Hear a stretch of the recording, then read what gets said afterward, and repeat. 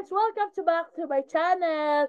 So kung hindi pa kayo nakasubscribe sa my channel, please subscribe now. Okay, ano ba pag-uusapan natin? So now, kung nung sa isang video ko ay napag-usapan natin ay doctors ng strabismus, na yun naman, ang pag-uusapan natin is strabismus optical. Ayan, okay. So ano ba yung strabismus optical? Okay. So, kapag sinabing strabismus optical po, ay yung mga lens na kung saan kukuha ng prism lens. Okay, so nakalagay naman yun sa description. So, saan ba tayo makakuha ng prism lens na makakamura, ano, saan ba? Kasi lahat naman ng halos lahat ng optical shop may prism lens, sabihin natin. Pero kasi yung iba nagsasabi ng wala. So, wag po kayo maniniwala doon na wag sinasabi nila na wala. So, kapag nag-ano po sila, kausapin, kapag may, ano kayo, ito lang yung tip ha, kasi ginawa ko kasi dati yon. So, ito lang ititip ko sa inyo. Kapag po may prism po kayo, wag, sabihin natin may alam yung staff. Pero, dumiretso po kayo sa optometrist. Kung sa telepono po kayo nag-uusap, wag niyo po iaano yung stop muna. Sasabihin niyo, hello po. Ako po si ganito. Gusto ko po sana kausapin si Doc. Si Doc or optometrist. Sasabihin niya, bakit po? Kasi meron po ako rare condition na masasagot ni Doc, ni optometrist. So ibibigay niyo na po sa optometrist at doon niyo po i-explain ng prism lens. Doon niyo po i-explain ng prism lens. Bakit hindi po sa staff? Kasi po, ilang beses na po ako tumatawag sa staff, sabihin natin, ayoko na po magbanggit ng pangalan, ayoko po siraan, sasabihin natin ganon, hello, meron po ba prism lens? Unang-una sasabihin nila, kapag di nila alam, wala. So, napaka-imposible, di ba? Sikat ka na optical, pero wala kang prism lens. So, bakit ganon? So, syempre, kasi nagkaroon ako idea. Kasi di nila alam. So tumawag ako sa kabilang branch ng optical. Tinanong ko yung staff. Hindi daw nila alam. So, na yun, ang ginawa ko is dapat sa optometrist ka pumunta. Kasi sa optometrist, alam nila. So, sinabi ko, what if kaya tawagan ko yung optometrist ninyo? So, siyempre, sabi daw niya, oh, sige po, kausapin niyo po si Doc. Okay, sabi daw nila.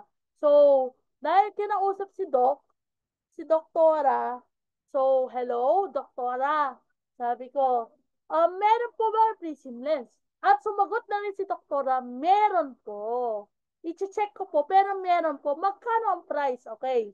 So, na yun, ganun po yung pagtawag nyo sa telepono. Or, kung pupunta kayo sa optical shop, sa optical shop, yun po ang sasabihin ninyo. Diretso ko yung optometrist. Pero, may ibang optical shop talaga na walang prism lens. Kasi, ayaw na nila mag-order or wala talaga silang prism. Sabihin natin, wala silang supplier doon. Okay. So, ano po recommended sa inyo kapag may bata po? So, recommended ko po sa inyo na frame is yung flexible. Kapag bata po ito po yung example na flexible frames. Ayan, ipapakita ko po sa picture. Ayan. So, yan po yung flexible frame kapag baby, kapag bata. Kasi po, hindi naman po necessarily dapat po puporma yung mga bata. Kasi mabigat na po siya kapag metal. So, dapat po flexible po kapag bata. Paano naman kami mga adults? So, sabihin natin, susuotin ko na po yung mga ano ko yun, salamin ko, ayan. So, paano po kami mga adults? Ayan. So, paano naman po kami mga adults? Sabihin natin. So, pwede naman kayo mag metal frame. Papakita ko po sa inyo yung kapala. Ayan. Ayan po yun, ano ko. Yun, prism ko po. At saka, medyo manipis pa to kasi parang 2 pa lang yata yung prism ko. Ayan, so medyo manipis pa po yan. Kasama na po yan yung grado ko na 400. Kasi ito po yung pinaka-grado ko po is 400 po ito. Tapos ito po, medyo manipis po kasi 150 lang po yung grado ko dito. So, medyo, na yun po kasi, nag-increase na po yung grado ko ng 300 at saka 650. Grabe yung tinaas. So, halos doble. So, ganun po kasi 4 years na po ako hindi nagsasalamin. So, ang tanong, ay di, 3 years. Halos 3 to 2 years. So, parang ganun. Ang tanong ko po dyan is, bakit po recommended po mag-metal frame? Okay. So, bakit po mag-metal frame? Okay. Kasi po, kaya po tayo nag-recommend ng metal frame sa mga adults kasi para sa pormahan. Pero ang kukunin ko kasi frame na yon is yung transparent frame. Ipapakita ko po sa inyo yung picture. Ayan. Ayan po yung picture na kukunin ko. Baka yan kasi yun. Hindi, uso din siya. Kaso, magaan. Magaan po siya sa plastic frame. Opo. So, meron po akong metal frame at meron din ako plastic frame. So, ganun po yun, ano po ha. So, ngayon po, so ano gagawin natin? So, ngayon po, saan po tayo kukuha ng lens? Okay. So, first of all, saan po tayo kukuha ng lens na prism? Okay. So, ngayon, I'll present to you EO Optical. Ayan. Okay, EO Optical. Kapag sinabing EO Optical, meron po silang lens, kapag single lens po, kapag prism po, 2,100. Okay.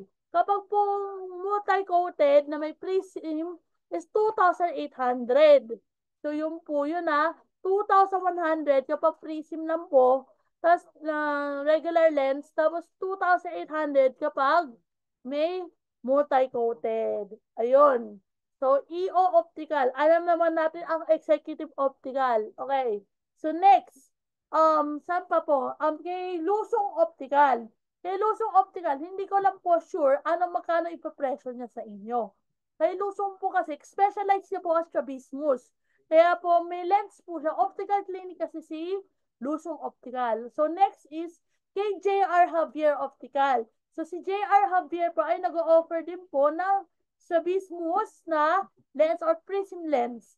So, dalawa po yun. Prism lens at prism lens po. Yun po yun. So, ang kinuha ko kasi kapag regular lens is 5,000 po sa kanya. Kapag regular lens regular lens 5,000 po. Package na po yun na may strabism at saka regular lens. Kapag daw multi-coated, nasa 7,000 ang in-offer niya sa akin. Okay. So, na yun naman, next, naman, is si Ideal Vision. Si Ideal Vision ay nag-o-offer ng prism lens na 1,600 per layer. So, sabihin natin kung ako po ay may 2 layers, 1,616. 1,616, 1,616. So, total of 7,200. Medyo kamahalan. Kaso, naman, magagarantisada naman nila na may prism lens kayo. Okay. So next is sa Nakpil Eye Center. So, hindi ko lang po sigurado magkano po ang lens sa Nakpil Eye Center. Kasi optical shops din sila. So, saan po ba ang Nakpil Eye Center? Sa Alabang at Cavite. Okay, next is CGI Center sa Hidalgo, Quiapo. Okay, so bakit ko po ito nire-recommend? Dahil sabi daw po nila sa akin, Germany daw po ang gawa nila. So, CG Eyewear Shop, CG Eyewear. So, Germany po ang gawa nila ng tawag dito, ng lens. Pero sa Quiapo, ginagawa ang lente. So, yung made in Germany ang lens nila, CG Eyewear. So, magkano po, it's 3,500 po, 3,500 po ang CG Eyewear. No, lens. Okay. So, next po is iGram Optical Clinic. So, iGram Optical Clinic is located din sa Padre Gomez, Quiapo, Manila, or dalawa branches sila, Underpass, Manila. So, magkano naman po ang nila? So, ganyan din po, nasa 3,000 po or 3,500 ang lens nila. Okay. Ito na po yung sasabihin ko po sa inyo. So, din naman tayo sa photochromic. So, kapag sinabi pong photochromic po, ano po ibig sabihin ng photochromic? Kapag sinabi pong photochromic po, is ano po siya?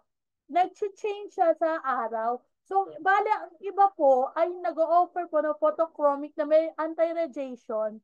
At yung iba po ay nag-o-offer ng photochromic na walang anti-radiation. Okay, simulan natin sa EO Optical. Sa EO Optical po, ang ano doon is 3,990. Kapag po hindi po masyado malabo ang grado nyo, 3,600, 3,700 pala, 3,700. Kapag ano po, 4,000. Kapag malabo na po yung mata nyo. So, photochromic yun. So, mag-inquire na lang po kayo sa nearest optical shop nyo na EO kung ano po, gusto niya ng photochromic or yung parang transition lens siya na gray. So, pwede siya sa araw, ganun po, o hindi. So, next is sa ano po, JR Javier. So, kapag JR Javier po, aabot po yan ng 8 to 10,000 po kapag may prism lens. 8 to 10,000 po. Kapag ganun po ha. Kapag may ano po, photochromic lens po yun. Kapag may photochromic. So next po is sa may nakpil. Yun ang hindi ko pa sigurado kung magkano po. Sa Lusong, same. Unknown po yung price. Pero mag-inquire na lang po kayo doon. Tapos po, sa CG Eyewear po is 5,000 po ang rate nila. Kapag po may ganyan photochromic, prism, anti-radiation, um, photochromic, prism, anti-radiation, at graded lens. So, all-in-one na po yun, 5,000. Kapag may ultra thin pa po kayo na package, mas mahal pa po yun. Ang ultra thin po ay pampanipis po yun ng lens ha. Pampanipis po yun ng lens. Pwede rin po semi-thin or ultra thin. Kasi ako hindi naman, hindi, kasi sanay na po ako sa mabigat. Katulad nito, katulad nito. Medyo mabigat po ito, yan. Medyo mabigat. Kaya po, nagsasaga na lang ako kahit makapal. Kasi kahit gumanon naman yung ulo ko, okay lang naman po eh. Hindi naman po halata kahit gumanon naman yung ulo ko. Kahit mas mabigat yung kanan ko. So, kahit hindi na po ako mag-ultrasound, okay lang. So, bale, next is sa iGram. So, iGram po, kapag hindi po siya, kapag ano pa, photochromic siya, 4,500 po. Photochromic, anti-radiation, um, anti-radiation, photochromic, ano pa po, graded lens, astigmatism. Yun na po. So, yun na po pagtapos sa video. Yun na po yun. So, sana po nagustuhan niyo po ang prism lens. So bibigyan ko na po yung contact number. Sana nakatulong po itong informative itong video na to sa inyo. So, sana po nakatulong po sa paghahanap nyo ng lens kasi very limited lang po ang nagkakaroon ng murang lens. Opo. Very limited lang. Okay. Goodbye. Thank you. Please subscribe.